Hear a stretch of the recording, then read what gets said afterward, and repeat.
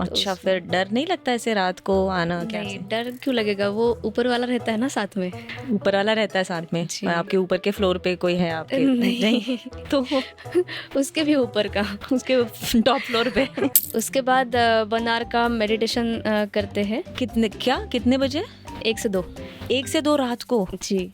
मतलब आप 4 से 1 वर्क करते हो एंड उसके बाद आप मेडिटेशन करते हो? आप सच बता रहे हो कि बस ऐसे पॉडकास्ट के लिए जस्ट सेइंग दैट? सच है, सच है। पहले वैराग्य आया, वैराग्य माना दुनिया से वैराग्य आया, फिर उसके बाद निश्चय हुआ। क्यों, क्या हुआ Almighty था? पे। फिर जहाँ पे निश्चय है और दुनिया से डिटैचमेंट है तो प्यार तो उसी के साथ होना था। प्यार और किसी के साथ नहीं होना था?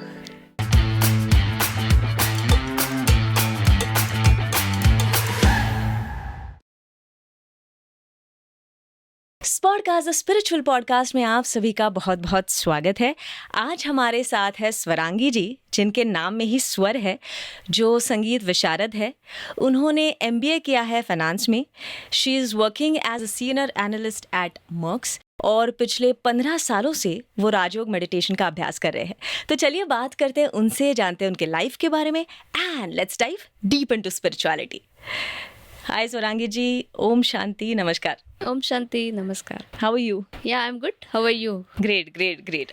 तो संगीत विशारद, जी। वाओ, आई थिंक वो हाईएस्ट लेवल से बस एक लेवल कम होता है, राइट? हाँ, ओके, हाईएस्ट लेवल क्या होता है? अलंकार। और आपने किया विशारद तक आप गए हो? विशारद। ओके, वो क्या होता है एग्जैक्टली? जैसे स्टैंडर्ड्स होते हैं फर्स्ट, सेकंड, थर्ड, तो Okay. वैसे भी संगीत में भी एग्जाम्स होती है फर्स्ट, सेकंड, थर्ड। तो वैसा पहले 5 एग्जाम आपको ईयर हाफ ईयरली देना पड़ता है और बाकी के एग्जाम्स ईयरली देने पड़ते हैं। अच्छा, तो आप कब से सीख रहे हो फिर संगीत? When I was in second, oh, तब से। अच्छा, हाँ। एंड देन विशारद कब हुआ आपका? आफ्टर 10th, बिकॉज विशारद के लिए कंडीशन होता है आपका 10th क्लियर होना चाहिए। अच्छा, तो इसलिए 10th के लिए 1 ईयर का गैप लेना पड़ा, बिकॉज उपांत्य विशारद जो होता है मेरा 9th में ही क्लियर हो गया था। तो I took a gap between that and then अच्छा, 7th एग्जाम पास किया। ओके, तो उसका मीनिंग ऐसा होता है, आफ्टर 7th एग्जाम के बाद आपको एक अथॉरिटी मिल जाता है, सर्टिफिकेट मिलता है कि आप क्लासेस ले सकते हो, म्यूजिकल क्लासेस। ओके। तो आप क्लासेस लेते हो? नहीं, मैं क्लासेस नहीं लेती हूँ, बिकॉज मुझे वही मेरा हॉबी था, मतलब हॉबी है। ओके, तो ये हॉबी में मुझे पैसा नहीं कमाना था, तो इसलिए मैंने ये क्लासेस नहीं लिया, एज अ हॉबी ही उसको रखा है। ओके। तो फिर पैसा किससे कमाना था? फाइनेंस से? हाँ, जॉब जी। से? जी, पैसा तो पैसों की चीज़ों से ही कमाना था, जो फाइनेंशियल कंपनी से। नॉट थ्रू म्यूजिक या जो आपकी नहीं। हॉबी है उससे। तो इसलिए आपने फिर MBA किया फाइनेंस में, फिर यू हैव बीन वर्किंग। तो कितने सालों से फिर आप जॉब कर रहे हो? मेरा ओवरऑल तो 7 years प्लस एक्सपीरियंस है, बट Okay. अभी इस कंपनी में 4 years हो जाएंगे अभी। अच्छा, तो आपका स्केड्यूल कैसे रहता है फिर? मेरा एक्चुअली US कंट्रीज़ के लिए मैं काम करती हूँ, तो मेरा नाइट शिफ्ट होता है। Night shift? जी, evening oh. 4 to night 1। Evening 4 to night 1? हाँ। अच्छा, फिर उसके बाद सो जाते हो एंड फिर नहीं, उसके बाद बनार का मेडिटेशन करते हैं। कितने बजे? 1 से 2। 1 से 2 रात को? जी। मतलब आप 4 से 1 वर्क करते हो एंड उसके बाद आप मेडिटेशन करते हो? आप सच बता रहे हो कि बस ऐसे पॉडकास्ट के लिए जस्ट सेइंग दैट? सच है, सच है। आप सच में ऐसे काम के बाद 1 घंटा मेडिटेशन करते हो और फिर सो जाते हो? हाँ, अच्छा, फिर ये बाद में नहीं कर सकते कभी दिन में? तभी क्यों करना है?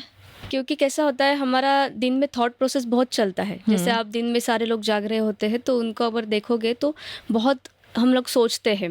ओके, तो रात में कैसे हम सो जाते हैं, तो हमारा बॉडी पूरा ऐसे शांत होता है, तो उसमें थॉट प्रोसेस बहुत कम होते हैं या फिर नहीं होते हैं। तो उस समय वो ऑलमाइटी से या सुप्रीम सोल से कनेक्ट करना बहुत ईजी हो जाता है, क्योंकि क्लियर होता है पूरा ओवरऑल जो आप कह रहे हैं environment। सभी सो जाते हैं, तो एक जो एटमॉस्फेयर होता है वो इट्स हाँ, वेरी पीसफुल या peaceful होता है। वाइब्रेशंस अलग होते हैं, ऐसा आप कह रहे हो, इसलिए फिर आप जी। मेडिटेशन करके सो जाते हो। हाँ। तो बहुत अच्छी नींद आती होगी।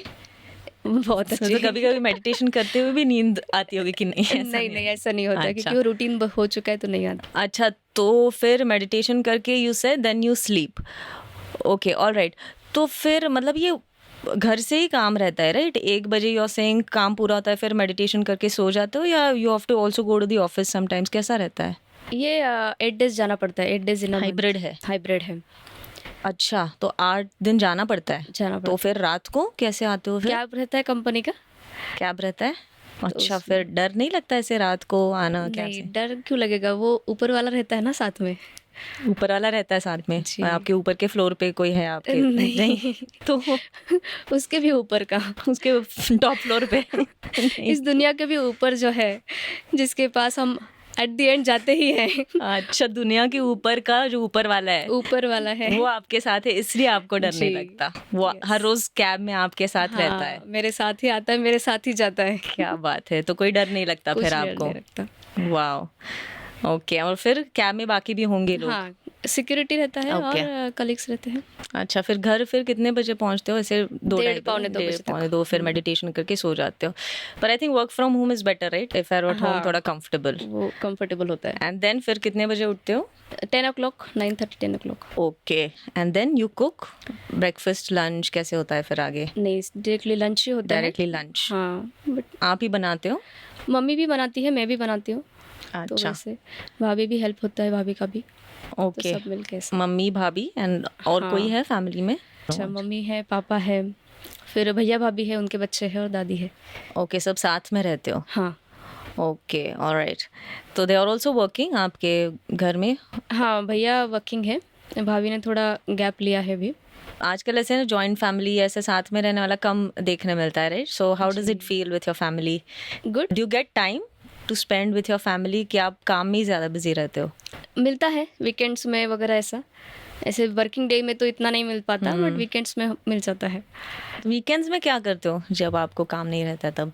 टेबल टेनिस है वो सोसाइटी में, वो खेल लेते हैं। ओह। बैडमिंटन है, तो ऐसा कहीं आउटिंग में जाना है, तो ट्रैकिंग वगैरह। अभी तो रेनी सीजन चल रहा है, तो ट्रैकिंग पसंद है ट्रैकिंग आपको? हाँ जी जी, तो किसके साथ, फैमिली के फ्रेंड्स के? जो भी अवेलेबल हो, फैमिली है या फ्रेंड्स है। फ्रेंड्स मतलब जो आप कह रहे हो कि ऑफिस में कॉलीग्स हुआ, योर फ्रेंड्स आल्सो, या you have friends other than your colleagues और कोई ऐसे? ऑफिस के भी है, कॉलिग्स भी है, या फिर स्पिरिचुअल, मतलब जो मैं स्पिरिचुअल जर्नी है उस पे भी मेरे फ्रेंड्स है। अच्छा, मतलब आपके जैसे जो स्पिरिचुअल जर्नी पे है, स्पिरिचुअलिटी से कनेक्टेड ऐसे आपके फ्रेंड्स हैं? जी, wow, so you have such people with you Yes. Who are also following spirituality, आपके उम्र के? हाँ, लगभग। So they are also working वगैरह के कैसे यस रहता है? Yes, all are working. All are working, following spirituality, Yeah. आपके जैसे उनकी लाइफस्टाइल है। जी, एंड जी। You are also going out, trekking and everything, हाँ, yes. पार्टिंग वगैरह?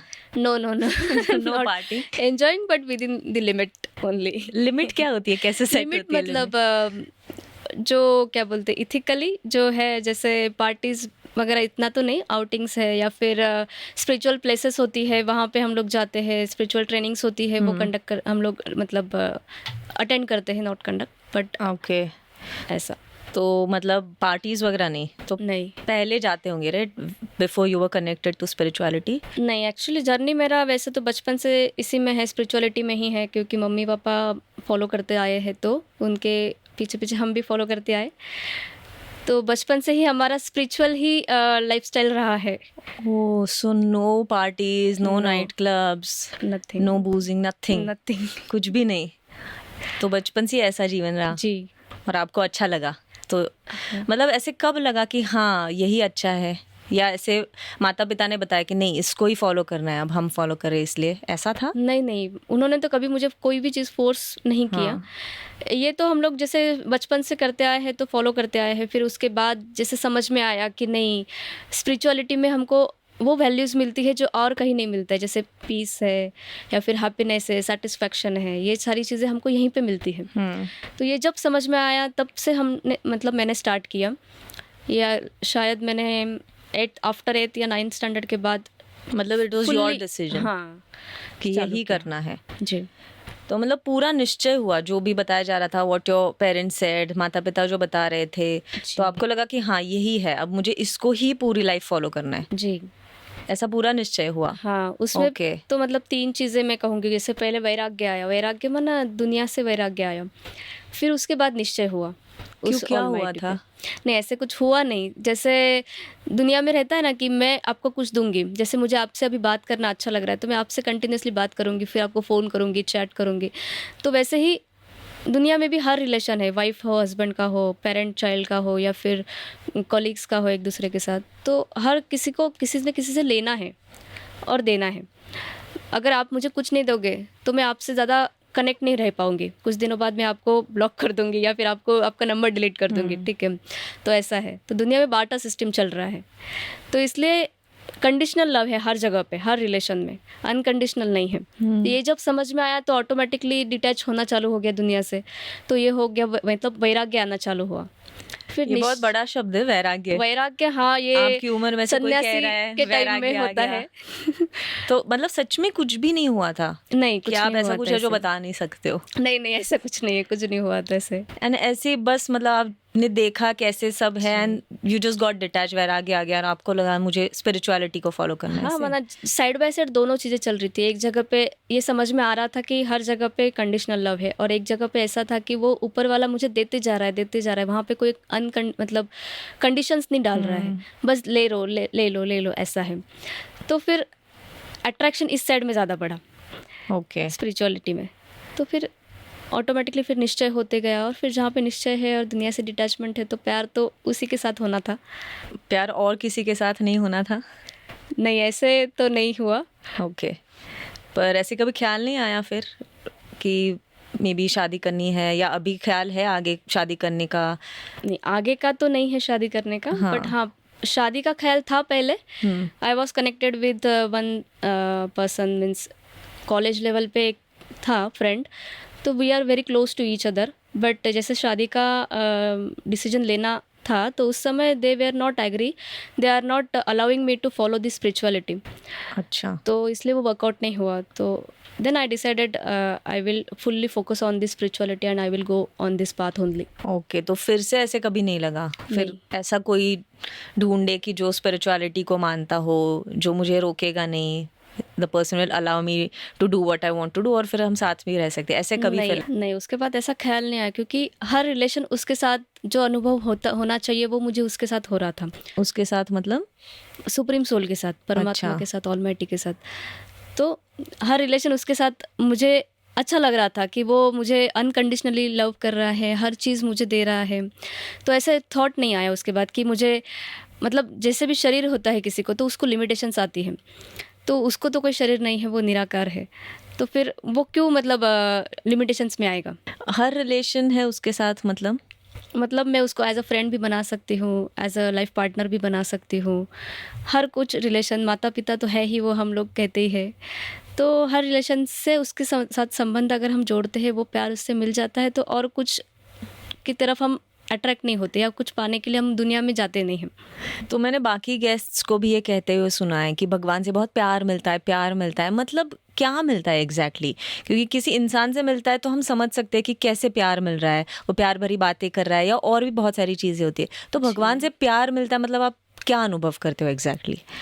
मतलब जैसे दुनिया में देखो, अगर प्यार है तो वहाँ पे झगड़े भी है, यहाँ पे वैसा नहीं है, वो हमें सिर्फ दे रहा है। माना हम जो मेडिटेशन करते हैं, तो जिसे अतीन्द्रिय सुख कहा जाता है, बहुत बड़ा वर्ड बट है, उसके साथ हम जब कनेक्ट होते हैं तो एक शांति मिलती है, एक हैप्पीनेस भी होता है कि हाँ बाबा, उसके जो भी हम गुण गाते हैं, तो वो सारे गुण हम हमारे में अनुभव करना चालू करते हैं कि नहीं, मुझ में ये भी है, मुझ में वो भी है। और जैसे हम प्रैक्टिकल लाइफ में जब जाते हैं, रियल दुनिया में जब हम अपना पार्ट बजाने जाते हैं, तो हमको ऐसा लगता है कि नहीं, मुझे सिर्फ इसको देना है, भले ये मुझे कुछ दे ना दे, क्योंकि मैं तो उसकी संतान हूँ, वो हमें सब कुछ दे रहा है, तो मुझे बस देना है सबको। तो ये थॉट ऑटोमेटिकली क्रिएट होते जाता है, हमें वो क्रिएट करने की ज़रूरत नहीं पड़ती, क्योंकि ये स्पिरिचुअलिटी ही ऐसा मैजिक है कि उसमें आपको सिर्फ देने की भावना आती, फिर लेने की भावना नहीं रहती। अच्छा, और जैसे दुनियावी रिलेशनशिप्स होते हैं, उसमें कैसे धीरे धीरे कभी कभी वो प्यार बढ़ता जाता है, पहले इतना नहीं होता, फिर और बढ़ता जाएगा, बढ़ता जाएगा। तो यहाँ पे भी आपने ऐसे कुछ अनुभव किया कि पहले पहले उतना कनेक्शन नहीं, फिर वो कनेक्शन जैसे और बढ़ता गया, फिर और प्यार का अनुभव हुआ, जैसे वो रिश्ता होता है ना, वो बॉन्ड जी, जी। और अच्छा हो गया, ऐसे कुछ आपने भगवान के साथ एक्सपीरियंस किया? हाँ, मतलब पहले तो समझता नहीं था मेडिटेशन कैसे करना है, फिर कनेक्शन उससे के साथ कैसे जोड़ना है। फिर धीरे धीरे वो बिल्डअप होते गया, जैसे कमेंट्रीज होती है या फिर म्यूज़िक होते हैं, फिर उस पर माना हम हमारा मन बुद्धि एकदम शांत नहीं रख सकते। कमेंट्री मतलब मेडिटेशन की कमेंट्री? जी, मेडिटेशन की कमेंट्रीज होती है, तो हमें मन बुद्धि एकदम शांत नहीं रहता। आप अगर ऐसे देखोगे कि एक कोई भी चीज़ पे फोकस करके बैठो, आप नहीं रख सकते, आपके मन में कुछ ना कुछ थॉट चलेगा। तो थॉट चल रहे तो आपको उसको रिप्लेस करना है। अगर मतलब वेस्ट थॉट है तो उसको आपको पॉजिटिव थॉट्स में या कुछ शुभ भावना में उसको चेंज करना पड़ेगा। आप उसको ऐसे ब्लाइंड नहीं रख सकते माइंड को कभी। तो इसलिए वो कमेंट्रीज होती है जो आपको गाइड करती है कि आपको मेडिटेशन कैसे करना है।